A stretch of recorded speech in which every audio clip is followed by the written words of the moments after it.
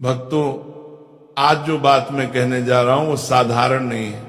ये कोई सामान्य कथा, कोई डराने वाला प्रवचन या कोई मामूली टोटका नहीं है।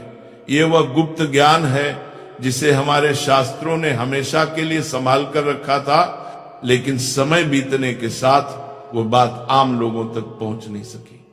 ये वह रहस्य है जो अगर सही समय पर समझ लिया जाए, सही मन से किया जाए, तो इंसान की किस्मत पलटने में एक पल भी नहीं लगता।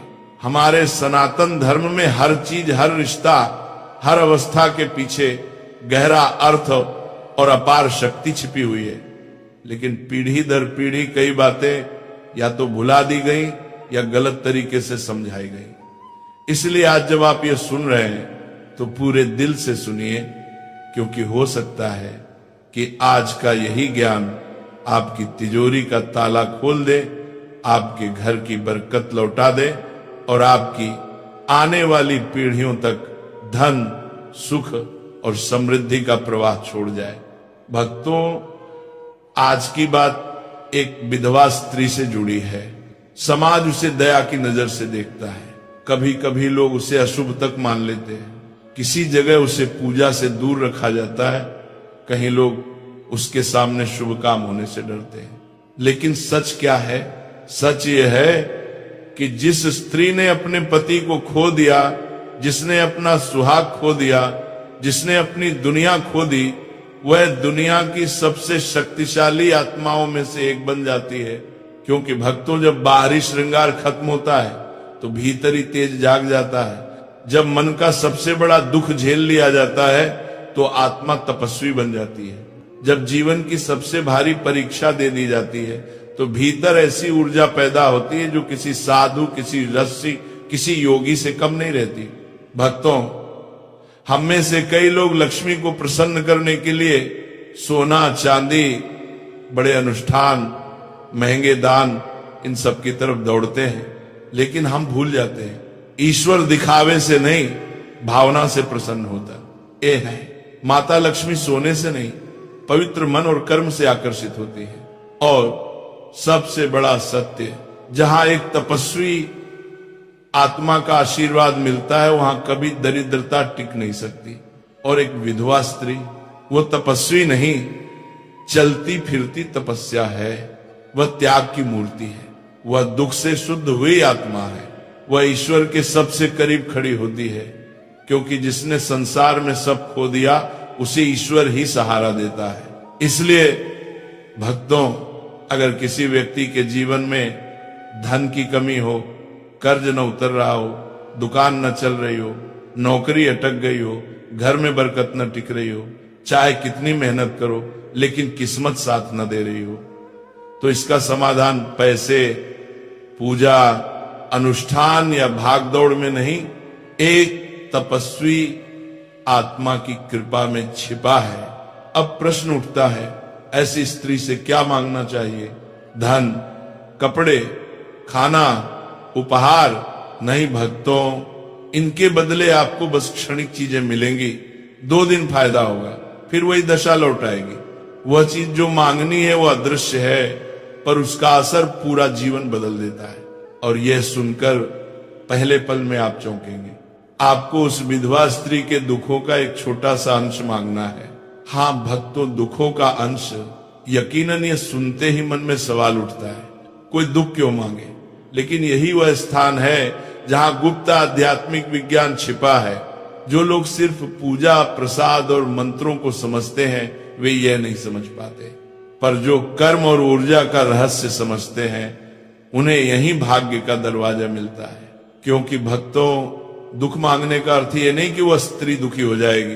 दुख मांगने का अर्थ यह है कि आप उसके बोझ को बांटने की अनुमति लेते हैं। और जब कोई इंसान किसी के दुखों को बांटने के लिए तैयार होता है, तब उसके जीवन से दरिद्रता और कंगाली भाग जाती है।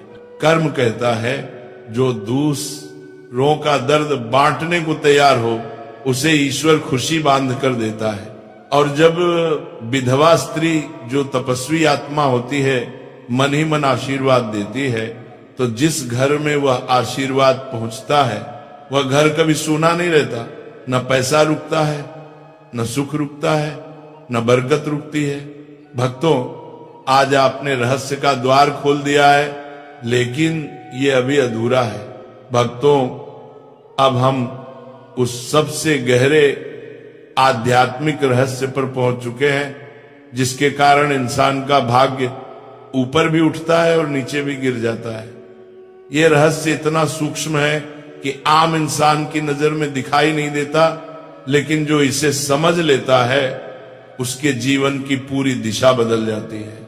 यह बात कर्म, भाग्य और ब्रह्मांड के नियमों से जुड़ी है।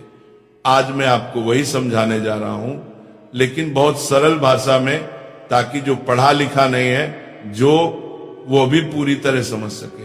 भक्तों, दुनिया में सुख और दुख यूं ही नहीं आते। हर इंसान इस जन्म में वही भोगता है जो उसने पहले जन्म और इस जन्म में किया है। जैसे बोया वैसा पाया, यही कर्म का नियम है।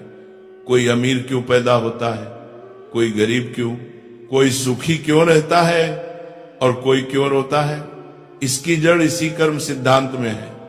हर दुख, हर समस्या, हर गरीबी सब किसी न किसी पुराने कर्म का फल है।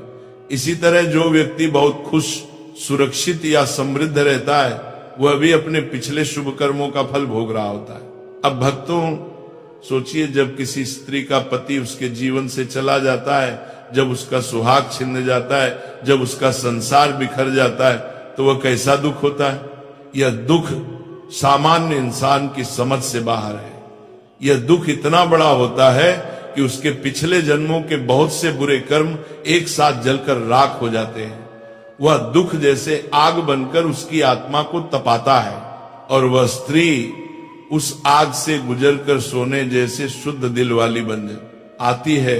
उसे दुनिया शायद अभागी समझे, लेकिन आध्यात्मिक दृष्टि से वह सबसे अधिक पवित्र और शक्तिशाली आत्मा बन चुकी होती है। उसका हर आंसू तपस्या बन चुका होता है, उसका हर आह त्याग बन चुका होता है, उसका मौन ध्यान बन चुका होता है, उसका निस्वार्थ जीवन साधना बन चुका होता है। इसीलिए उसके आशीर्वाद में भी ताकत होती है और उसके श्राप में भी ताकत होती है। इसलिए कहा गया है, विधवा को कभी रुलाना नहीं चाहिए, उसका दिल कभी नहीं दुखाना चाहिए, क्योंकि उसका दिल दुखाने वाला व्यक्ति सीधे अपने भाग्य को चोट पहुंचा देता है। अब भक्तों, मुख्य बात यहां से शुरू होती है उस विधवा स्त्री से दुख मांगने से। आपका भाग्य कैसे चमकता है? पहली बात, आप वास्तव में दुख खरीदते नहीं, आप दुख बांटते हैं। जब आप उसके पास जाते हैं और मन ही मन दिल से सच्ची करुणा से कहते हैं, मां, जो दर्द आप अपने दिल में सह रही हैं, उसका एक छोटा सा कण मुझे दे दो, ताकि आपका बोझ थोड़ा कम हो जाए, तो आप उस स्त्री से दुख नहीं मांग रहे होते, आप ब्रह्मांड को संदेश दे रहे होते हैं, मैं किसी का दर्द बांटने के लिए तैयार हूं। ब्रह्मांड तुरंत आपके कर्म को पहचान लेता है, क्योंकि दुनिया में लोग खुशी छीनते हैं, फायदा लेते हैं, काम की चीजें मांगते हैं, लेकिन किसी का दर्द बांटना बहुत दुर्लभ है। और भक्तों, ये प्रकृति का नियम है। जो इंसान दूसरों के दर्द को बांटने के लिए आगे आता है, भगवान उसके जीवन के दुखों को बांटना शुरू कर देते हैं। उस क्षण से कंगाली हटने लगती है, धन का प्रवाह शुरू हो जाता है, भाग्य के बंद दरवाजे खुलने लगते हैं, और बरकत, सफलता और शांति जीवन में उतरने लगती है। क्योंकि आपने किसी का बोझ हल्का किया, इसलिए ब्रह्मांड आपका बोझ हल्का कर देता है। आपने दुख बांटने की मंशा दिखाई, इसलिए ईश्वर आपके सुख बढ़ा देते हैं। यही कारण है भक्तों, कई लोग मंदिरों में लाखों रुपये दान करके भी सुख नहीं पाते, और कुछ लोग किसी दुखी को सच्चे दिल से 2 शब्द बोलकर भी अमीर हो जाते हैं। क्योंकि ईश्वर चढ़ावे नहीं, भावना देखते हैं। माता लक्ष्मी हीरे नहीं, कर्म देखती है। भाग्य दौलत नहीं, मानवता का तराजू तोलता है। भक्तों, अब यहीं से आगे की बात शुरू होती है, और यह हिस्सा सबसे अधिक रहस्यपूर्ण और जीवन बदल देने वाला है। अभी तक आपने समझा कि करुणा और परमार्थ का भाव किस तरह भाग्य को पलट देता है, लेकिन अब समझना यह है कि यह सब केवल भावना भर नहीं है, बल्कि ये ब्रह्मांड का एक अटूट नियम है। जब इंसान अपने दिल में ये सच्ची इच्छा पैदा करता है कि अगर किसी का बोझ कम हो जाए तो थोड़ा सा दुख में सह लूं, तब उसी क्षण ब्रह्मांड उसके अंदर वह शक्ति जगाता है जिसके सामने दरिद्रता, असफलता और दुर्भाग्य टिक ही नहीं पाते। यह वह पल होता है जब मनुष्य भीतर से बदल रहा होता है, और जब मनुष्य भीतर से बदलता है तभी जीवन बाहर से बदलता है। भाग्य बाहर से नहीं पलटता, भाग्य पहले दिल के अंदर पलटता है। भक्तों, दुनिया में दो तरह के लोग होते हैं, एक जो सिर्फ लेने के लिए आए हैं और दूसरे जो देने के लिए आए हैं। जो सिर्फ लेता है उसका भाग्य सीमित रहता है, लेकिन जो देना सीख जाता है उसका भाग्य अनंत हो जाता है। और देने की सबसे महान चीज क्या है? पैसा नहीं, वस्तुएं नहीं, बल्कि किसी के दर्द को थोड़ा सा बांट लेने की भावना। यही सबसे बड़ा दान, सबसे बड़ा तप और सबसे बड़ा पुण्य है। जब आप किसी विधवा माता के दुख को बांटने की भावना रखते हैं, उस क्षण आप उसका जीवन आसान बनाने की जगह उसके कर्मों को भी हल्का कर रहे होते हैं। और जब उसके कर्म हल्के होते हैं तो वह भीतर से दुआ देती है, चाहे बोल कर दे या बिना बोले, उसका आशीर्वाद सीधा आपके भाग्य में लिख दिया जाता है। याद रखना भक्तों, दुनिया में सबसे सच्ची दुआ उस इंसान की होती है जिसने दुख झेला हो, क्योंकि जो केवल सुख में रहा है उसकी दुआ में आग नहीं होती। लेकिन जिसने खोया हो, सहा हो, रोया हो, उसकी दुआ पत्थर पर भी फूल उगा सकती है। विधवा स्त्री के आंसू साधारण पानी नहीं होते, वे तपस्या की अग्नि में पवित्र हुए होते हैं। उसके दिल से निकलने वाली दुआ में वह शक्ति होती है जो इंसान के जीवन की सबसे बड़ी रुकावटें भी एक ही पल में दूर कर देती है। और जब आप उसके दुख के साथ खड़े होते हैं, बिना कुछ मांगे, बिना कोई पहचान चाहे, बिना कोई बदले की इच्छा रखे, तब ब्रह्मांड आपकी किस्मत को उस जगह से उठाकर उस जगह पहुंचा देता है जहां आप खुद भी कभी पहुंचने की कल्पना नहीं कर पाए थे। भक्तों, करुणा ब्रह्मांड की सबसे ऊंची तरंग है। धन उसकी छाया है, किस्मत उसकी दासी है और समृद्धि उसका परिणाम है। जिस दिन मन में करुणा पैदा हुई, उसी दिन घर में बरकत का प्रवाह शुरू हो गया। सोचो, एक दिल जो किसी और के आंसू मिटाने के लिए तैयार है, भगवान उसे आंसू कैसे देंगे? एक मन जो किसी और की तकलीफ बांटना चाहता है, भगवान उसे तकलीफ कैसे देंगे? ऐसा नहीं हो सकता।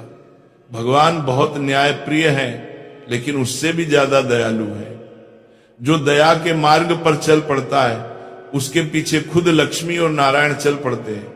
भक्तों, दुनिया में सबसे मजबूत व्यक्ति वो नहीं है जो बहुत पैसा कमाता है, बल्कि वह है जो दूसरों के दर्द को देखकर उसका हिस्सा अपने ऊपर लेने की क्षमता रखता है। यही तो असली धनी होने का मापदंड है।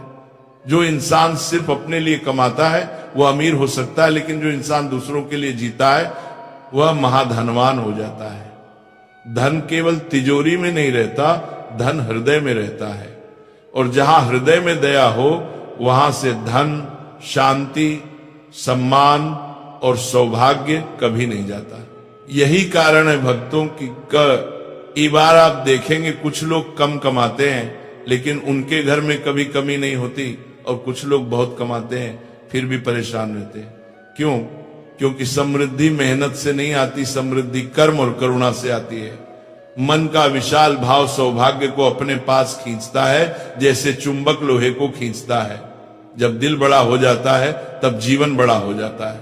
और ये याद रखना भक्तों, माँ लक्ष्मी घर में तभी कदम रखती है जब दिल में दया जीवित हो। जहां दिल में करुणा नहीं, वहां पूजा, मंत्र, करोड़ों रुपए और महंगी भेंट भी कोई काम नहीं करती। लेकिन जहां दिल में करुणा हो, वहां एक चुटकी चावल, एक बूंद पानी और एक सच्चा भाव भी भाग्य को बदलने के लिए काफी होता है। यही कारण है कि किसी विधवा माता के दुख को बांटने की भावना सिर्फ आध्यात्मिक काम नहीं, बल्कि धन का सबसे गहरा, सबसे गुप्त और सबसे तेज असर करने वाला नियम है। क्योंकि दुख बांटने वाला कभी दुखी नहीं रहता और दूसरों के आंसू पोंछने वाला कभी कंगाल नहीं रहता।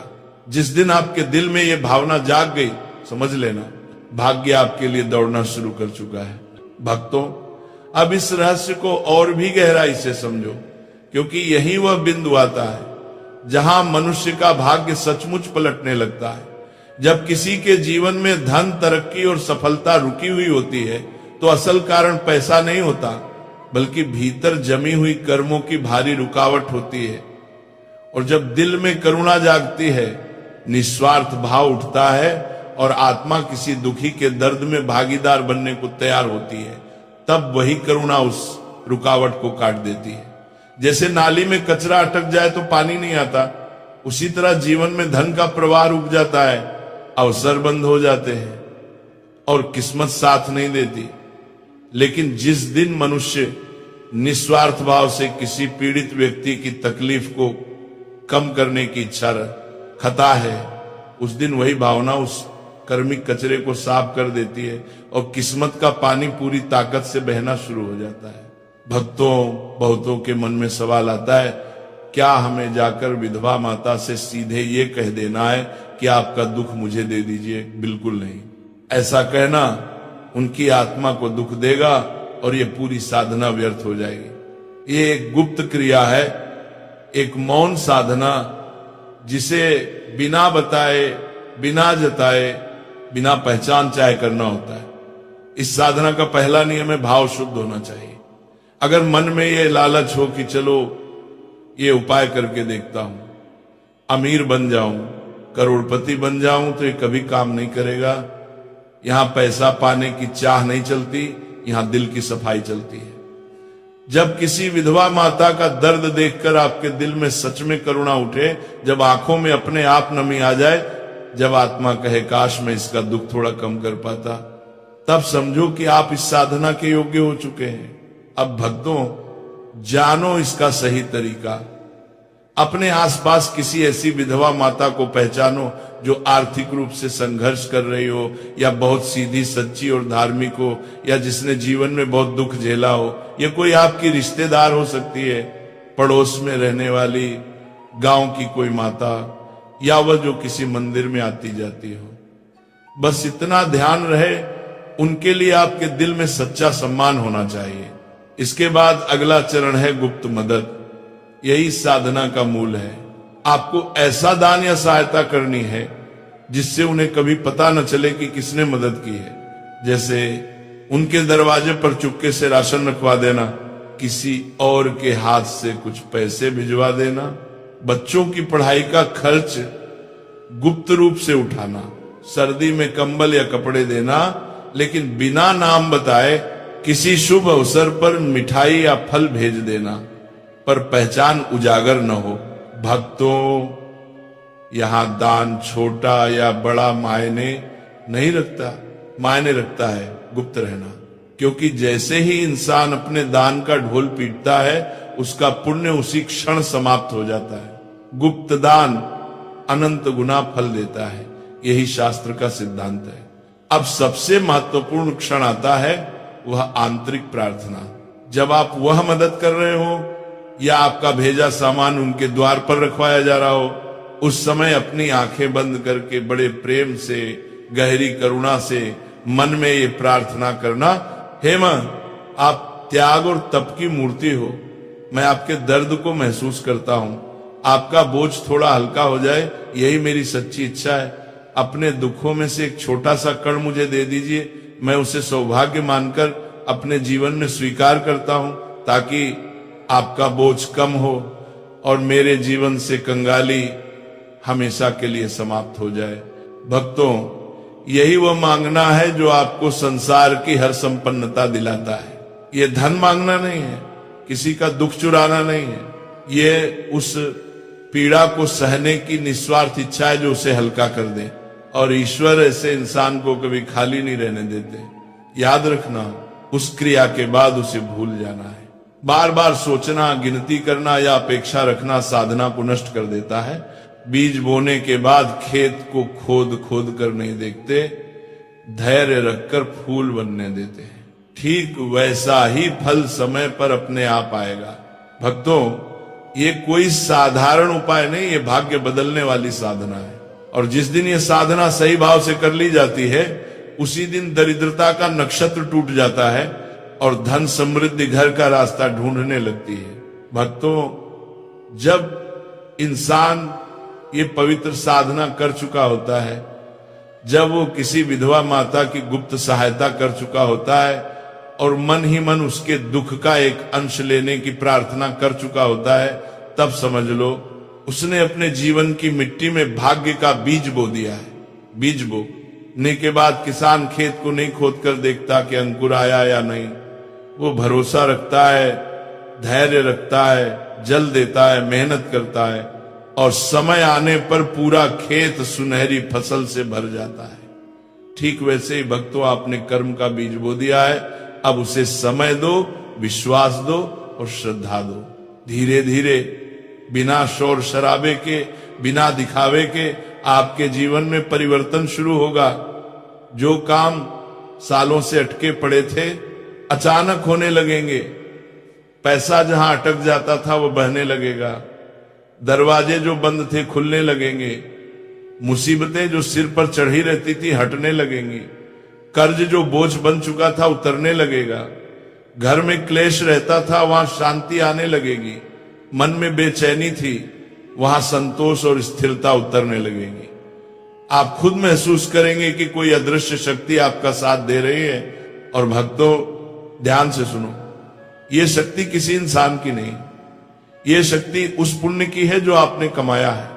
वह पुण्य जिसे आपने किसी के दुख का बोझ कम करने के भाव से कमाया है, जिसे उस विधवा माता को शायद पता भी ना हो, लेकिन उस पुण्य को आपके जीवन तक पहुंचने से कोई नहीं रोक सकता।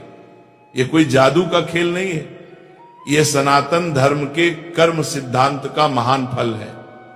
अगर आपका भाव निर्मल है, इरादा सच्चा है, मन स्वार्थ से मुक्त है, तो परिणाम अवश्य मिलेगा और भरपूर मिलेगा।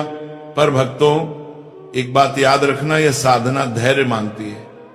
आज किया और कल करोड़पति बन गए, ऐसा नहीं होता।